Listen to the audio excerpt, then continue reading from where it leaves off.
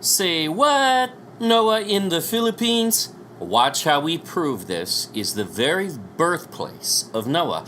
Indeed. And then we will make a connection that we cannot fully prove, but it will be compelling. When we find references from the 1800s to the wood used by Noah, not as gopher wood, which we see rendered in modern translations today, but as Ophir or Ophir wood, the wood of Ophir. Interesting. Check this out. Welcome to 100 Clues. The Philippines is the ancient land of gold known as Ophir in the Bible and history. No, it's no fable, and this has already been proven in full in the God Culture's Solomon's Gold series. At the request of many viewers, we have pulled out 100 compelling clues, really proofs or evidences, from this research in which we will highlight briefs of the most compelling points. And yes, there are over 100. These videos are for those who have not had time to watch Solomon's Gold series. Great for small groups, for churches, and for teaching in schools. And easy to share to friends and family, especially skeptics. This brief video cannot replace that 50-video series nor prove the way that it does, as that is a researcher's journey. But this will be very effective nonetheless. So go there for full evidence. But now, part 43 of our series, 100 Clues, the Philippines is Ophir. One clue at a time. Now this is a quick, brief side note. Before completely diving in, notice we use a photo of an albino for Noah. That's not a white dude, he's albino. Now why would we do this? See, Noah was not white, but a milky white, similar to that skin tone of the Nephilim, with blue glowing eyes. According to the Book of Enoch and Genesis Apocryphon, Noah's father Lamech was concerned by the appearance of his son because he looked similar to a Nephilim. Now, he was no Nephilim. There is no tie there, and that's all proven out very well. Lamech goes to Methuselah, who then finds Enoch in the Garden of Eden in this same place, the same land we've covered, Parvaim is the language used in Genesis Apocryphon, or Sephar Vayim, same word in Hebrew, known as Havilah in Genesis 2. This is why we depict Noah as an albino. Now don't go and look up the vision challenges and other health issues of albinos and say, oh, that means Noah had... No, those are impertinent. Noah was not that type of albino. He was special because through him all races would be retained, and we believe this is how. This is why we see overwhelming evidence from history that Ham, at least his peoples, were black. Shem was dark-skinned or medium brown or red, and we will discuss that in the next video. And Japheth was white generally, if nothing else.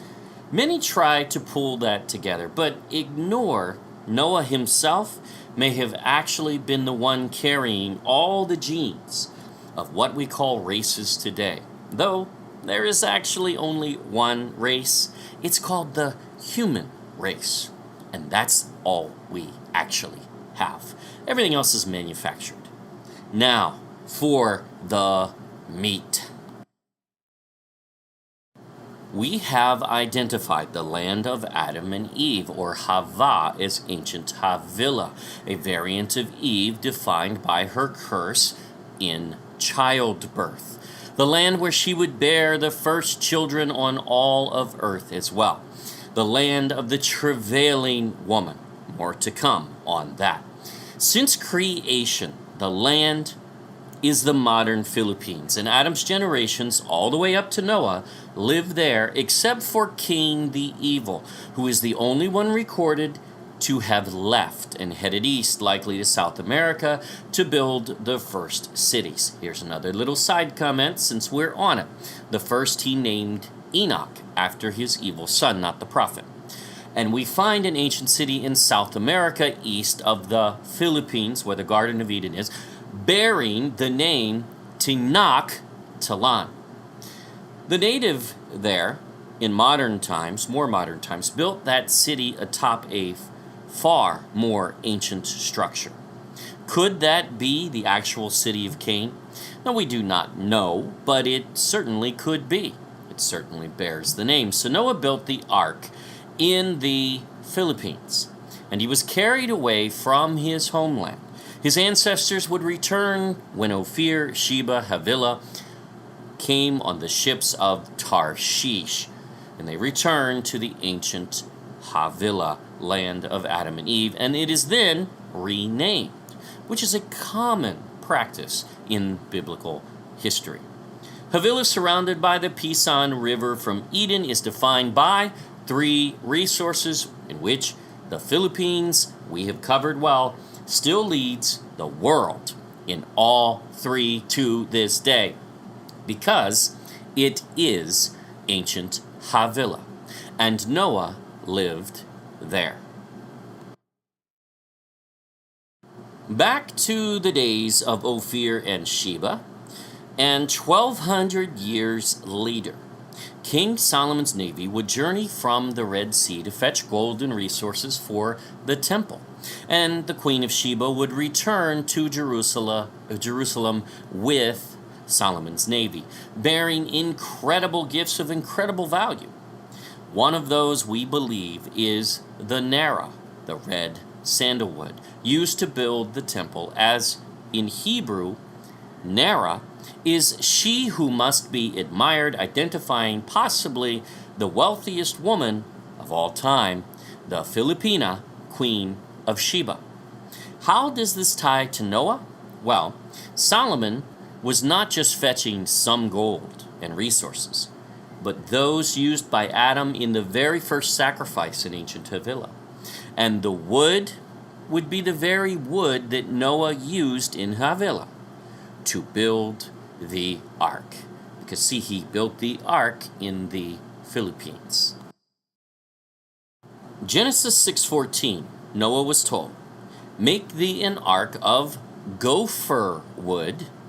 At least that's the way it's rendered in modern Bibles. Now, this is a lost reference to history, and scholars claim it does not have Hebrew origins, and no one knows what it could possibly be, this gopher wood.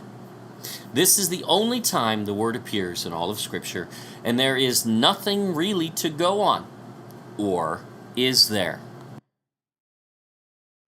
We took a deeper look back into the 1800s. We find that we can actually locate many resources back in those days before things were really scrubbed over and whitewashed. Regarding this gopher wood, and here are two sources to consider, one on the screen and one on the next. According to studylight.org, and honestly, we cannot replicate this search in this dictionary directly anymore. We've searched the 1828 Webster's Dictionary and we cannot find this definition. But studylight.org claims that Noah Webster's American Dictionary of 1828 once rendered an odd definition for, not gopher, but ophir wood, O-P-H-E-R, as the species of wood used in the construction of Noah's Ark.